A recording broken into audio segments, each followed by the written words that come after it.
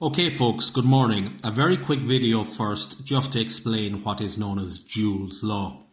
Now Joule's law is an electrical law and it's about the relationship between the heating effect and the electric current that caused it. So by the end of this little video we should have a relationship between the size of the current and the size of the heating effect. I think we're all familiar with the case where electric currents cause heat. That's the principle behind things like electric cookers, hair dryers, electric kettles, etc. So, if we have a coil of wire, we're all familiar with the idea that if electric current passes through that coil of wire, the coil of wire will get hot.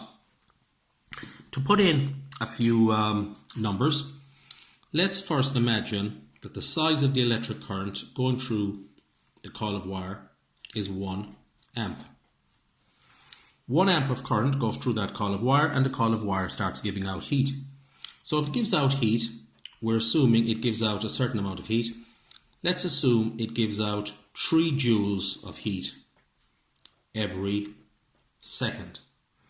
So 1 amp of current causes the wire to give out 3 joules of heat every second. And a lot of you will be familiar with the idea that a joule per second is power. A joule per second is the measure of power. So we could say, and that the unit of power is the watt. So we could say that the power of that heating coil is 3 watts. It's giving out 3 joules per second or 3 watts. Just a little aside here before going any further. Power. Power is normally called the rate at which energy is converted. So power is the rate at which energy is converted from one type into another, and we often use the formula power is energy converted divided by time. That's a very useful formula. P is power, E is the energy that's been converted from one type into another, and T is the time. Very important to know the units of these things.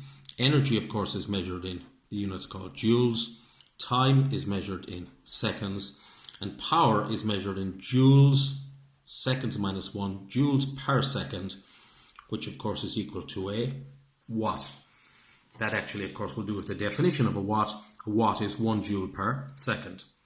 So just getting back to our original example there, our heating coil, 1 amp of current causes 3 joules per second of heating or 3 watts of power. This is the electric current, and 3 watts is the power. What if we changed the size of the electric current? If we change the size of the electric current up to 2 amps, then what effect would this have on the heating effect? Now I think most of us can guess if you make the electric current bigger, the heating effect will get bigger and the coil of wire will give out more heat per second. But how much more heat per second? Well, a lot of people would say they're wrong. If you double the current, you would double the heating effect, and instead of giving out 3 joules per second, for 2 amps it will give out double that, 6 joules per second. But it doesn't work that way. What we've actually done is we've doubled the current, so the heating effect doubles squared. Double squared is 4 times. So what actually happens is the heating effect goes up by 4 times, which is twice squared. 4 times, for 1 amp it was 3 joules per second, so for 2 amps it's 4 times that, which is 12 joules per second or 12 watts. This still is the current, and this number here is the power. So for 1 amp the power or the heating effect is 3 watts. For 2 amps the heating effect is 12 watts. If we then increase the current again, and this time we'll say the current is a value of 3 amps, well, what will happen to the heating effect this time? Clearly the wire will give off more heat, but how much more heat? Well, we've tripled the current, because this value here is the current value. We've made the current 3 times bigger. So if we've made the current 3 times bigger, then the heating effect will be 3 times bigger squared. 3 squared is 9. So in this case, the heating effect will be 9 times bigger. We've tripled the current, so the heating effect will be 9 times bigger. For 1 amp, the heating effect was 3 joules per second. For 3 amps, it's 3 squared, 9 times bigger. So the heating effect will be 9 multiplied by 3, 27 joules per second, or 27 watts. This number here being the power. So, just to recap, for 1 amp of current, the heating effect is 3 watts. For 2 amps of current, the heating effect is 12 watts. 2 squared times bigger. For 3 amps of current, the heating effect is 27 watts. So to put that into a general rule, we can say the power, or the number of joules per second produced by a coil of wire, is directly proportional to the current squared.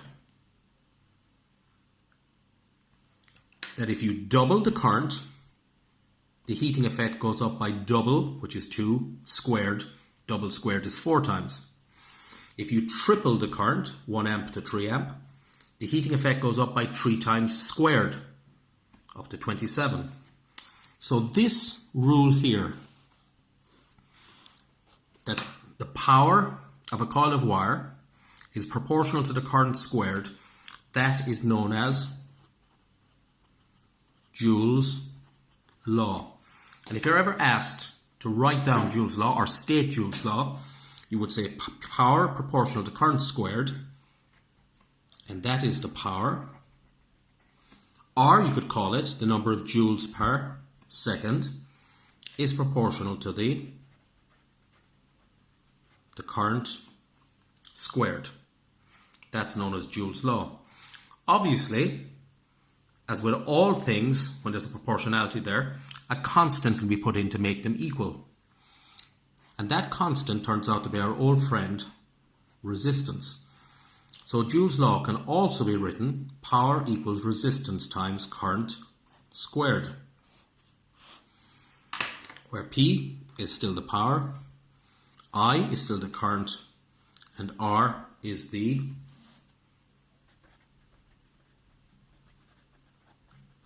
resistance. So what I would like you to do now is pause the video and simply learn the statement of Joule's law. You can either learn power is proportional to current squared, and of course label them, or power equals resistance times current squared, and label all the terms. As far as I know, in page 61, that formula is there. And if I have a quick look at my maths tables on page 61, oh yeah, here is Joule's law. It's actually given without the constant, power proportional to current squared, Joule's law. So learn Joule's law in that form, and the next time we see a video, it'll be the experiment, how we actually prove that statement. Thank you.